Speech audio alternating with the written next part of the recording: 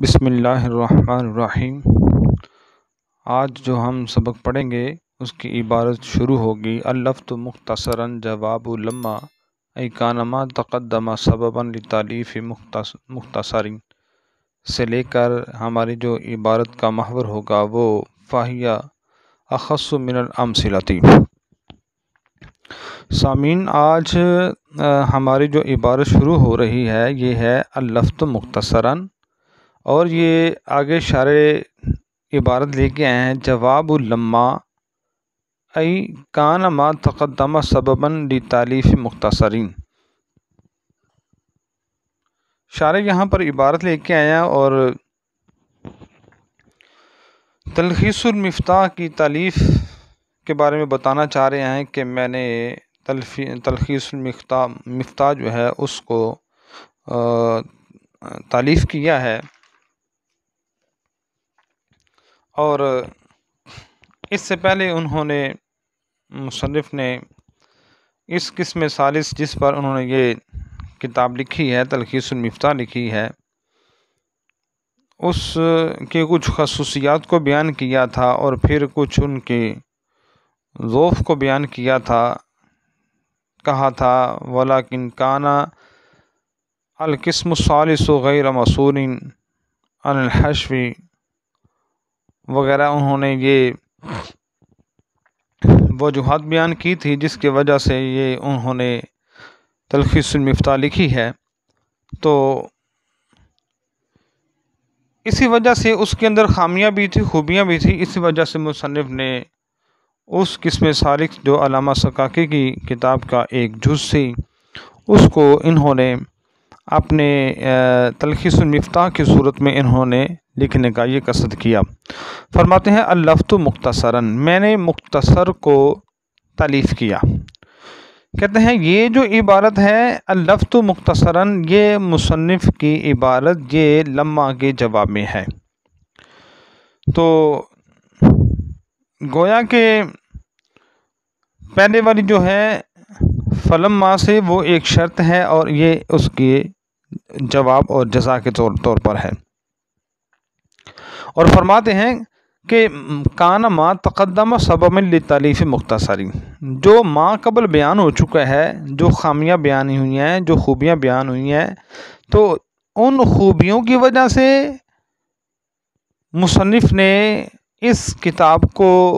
منتخب کیا ہے، اور ان خامیوں کی وجہ سے مصنف نے تلخیص المفتاح کو تحریر کیا ہے۔ یعنی اس قسم ثالث جو علامہ سکاکی کی قسم ثالث کے اندر جو خوبیاں تھیں، ان خوبیوں کی وجہ سے اس کتاب کی قسم ثالث کو انہوں نے تحریر کرنے کا قصد کیا اور چناؤ کیا، اور یہاں پر جو ہے جو خرابیاں تھیں ان خرابیوں کی وجہ سے مصنف نے یہ تلخیص المفتاح کا چناؤ کیا اور اس کو تحریر کیا۔ تو یہاں پر ایک اعتراض ہے اللفظ مختصراً پہ۔ فرماتے ہیں اختصرت کا لفظ استعمال کر لیتے تو دونوں باتیں ہو جاتی اور کتاب بھی مختصر ہو جاتی، جیسا کہ کتاب جو ہے وہ تلخیص المفتاح ہے، تلخیص ہے، تو لہذا جتنے الفاظ کم ہو جاتے تو وہی اچھا تھا۔ تو یہاں پر اختصرت کہہ دیتے تو وہ اچھا تھا، دو لفظ نہ آتے۔ تو اس کا جواب دیتے ہوئے فرماتے ہیں کہ اگر یہ اختصرت لے آتے تو پھر اس کتاب کا نام دوبارہ دوسری صورت میں انہوں نے ان کو بیان کرنے کی حاجت پڑتی تھی، اس وجہ سے انہوں نے یہاں پر اللفظ مختصراً ہی لکھ دیا، اور مختصر سے مراد یہ ہے کہ تلخیص المفتاح۔ اور آگے مصنف عبارت لے کے ہیں یتضمن ما فیہ، یتضمن ما فیہ، یہ ایک اعتراض کے جواب میں ہے۔ غرض شارح یہ ہے کہ یہ ایک اعتراض کے جواب میں عبارت لے کے آئے ہیں۔ اعتراض یہ ہے کہ جب آپ نے قسم ثالث کی تلخیص کی ہے تو ضرور آپ کی اس تالیف میں قواعد وغیرہ قسم ثالث کی بنسبت کم ہوں گے۔ یعنی جب تلخیص ہے تو تلخیص ہونے کا مقصد اور مطلب یہ ہوتا ہے کہ جو قسم ثالث میں جو قواعد اور ضوابط تھے جو مثالیں تھیں وہ اس کتاب میں کم پائی جاتی ہوں گی، تو لہذا جس کتاب میں قواعد کم ہوں وہ اسی قدر کم مفید ہوتی ہے، اور جتنے قواعد زیادہ ہوں اس قدر وہ زیادہ مفید ہوتی ہے، لہذا اس اعتبار سے یہ کتاب جو ہے وہ زیادہ مفید نہیں ہوگی۔ تو اس کے جواب میں اشارے عبارت دیکھیں، ای فی القسم الثالث یتضمن ما فیہ کی ضمیر کا مرجع بھی بیان کر دیا، اور مصنف جو ہے وہ یہ عبارت بھی لے کے ہیں یتضمن ما فیہ، یہ نہیں ہے کہ میں نے اس کو تلخیص ہی کر دیا ہے، اس میں قواعد جو ہیں وہ میں نے حذف کر دیے ہیں یا گرا دیے ہیں، یا امثلہ جو ہیں وہ میں نے چھپا دی ہیں یا ان کو نہیں لیا، بلکہ فرمایا کہ یہ تلخیص و مختصر ضرور ہے، مگر یہ ان قواعد و امثلہ و شواہد پر مشتمل ہے جو قسم ثالث پر موجود ہیں،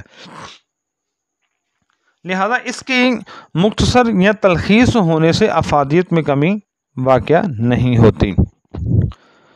آگے بیان کر رہے ہیں، مصنف فرما رہے ہیں من القواعد،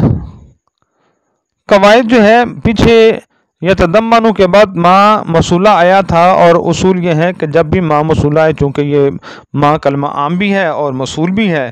اور اس کے بعد ہمیشہ جو ہے وہ من بیانیہ آتا ہے اس ما کے بیان کرنے کے لیے۔ فرماتے ہیں یتضمن ما فیہ ای فی القسم الثالث من القواعد، یعنی قسم ثالث کے اندر جو کچھ قواعد تھے ان تمام کو متضمن ہے۔ قواعد جو ہے یہ قاعدۃ کی جمع ہے، اور قاعدے سے مراد فرمایا شارح نے واہیا حکم کلی ینطبق علی جزیاتہ، وہ قاعدے سے مراد حکم کلی ہوتا ہے جو اپنی تمام جزیات پر منطبق ہوتا ہے، تاکہ ان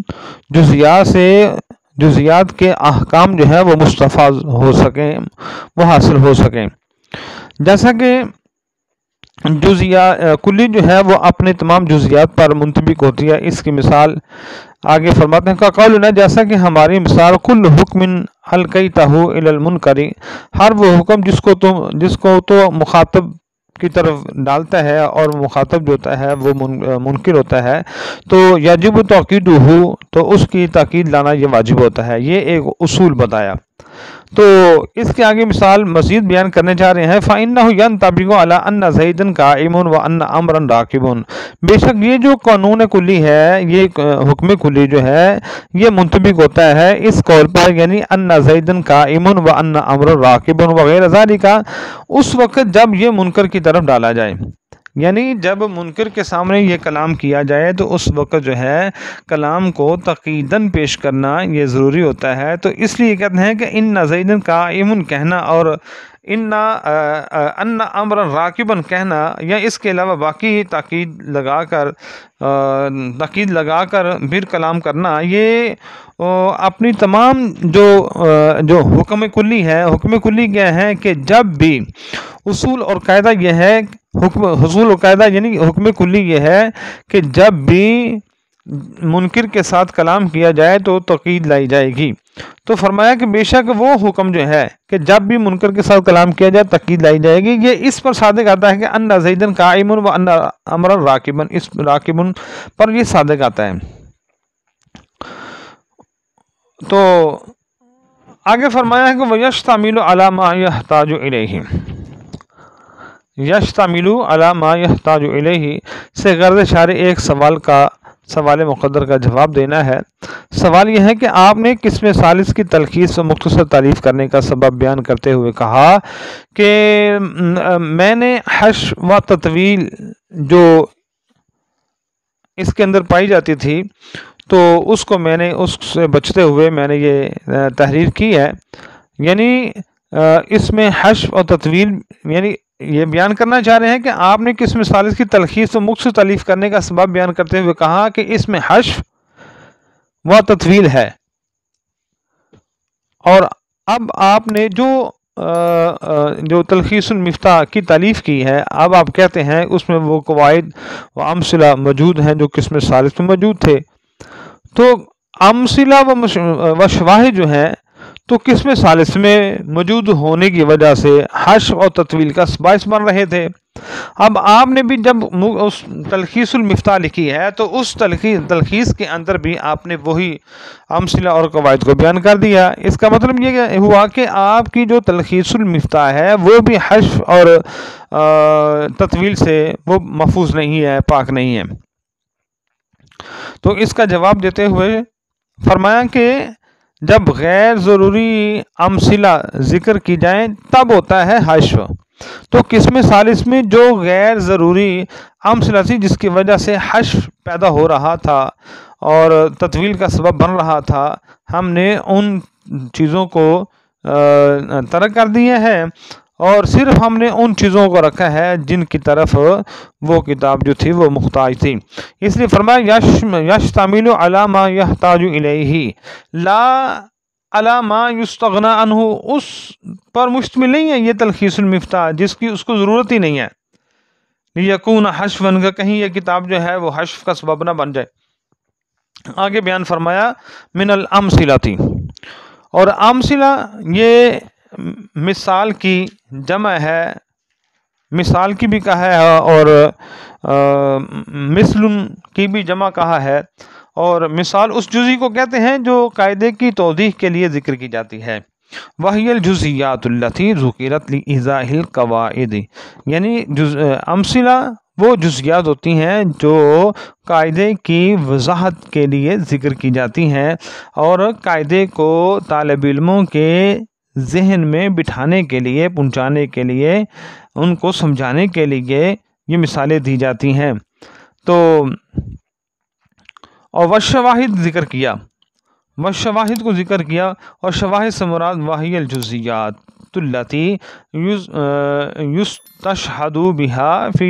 اثبات القواعد لكونها من التنزيل او کلام العرب الموثوق بعربیتهم فهي اخص من الامثلة۔ فرمایا شواہد جو ہیں وہ بھی ایک جزیات ہوتی ہیں، اور لیکن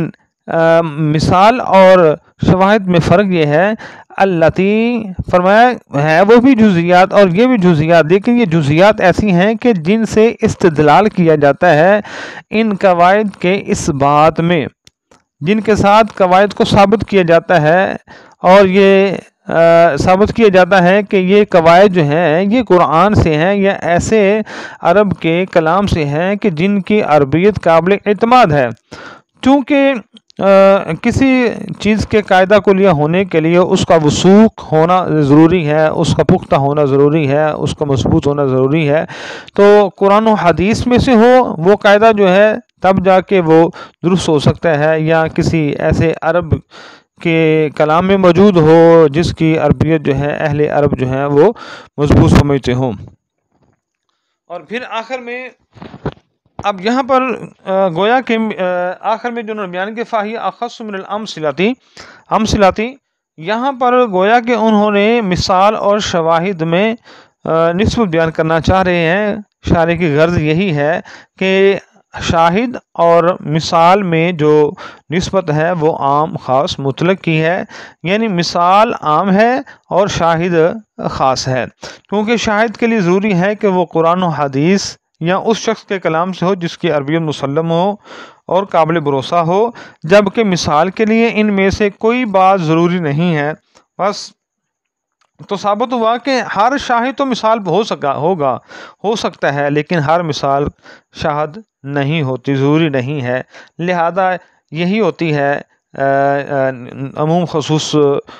مطلق کی نسبت۔ لہذا پتہ یہ چلا کہ مثال اور شواہد کے اندر جو نسبت ہے وہ عموم خصوص مطلق کی ہے۔ اللہ تبارک و تعالی ہم سب کو علم نافع کی دولت عطا فرمائے۔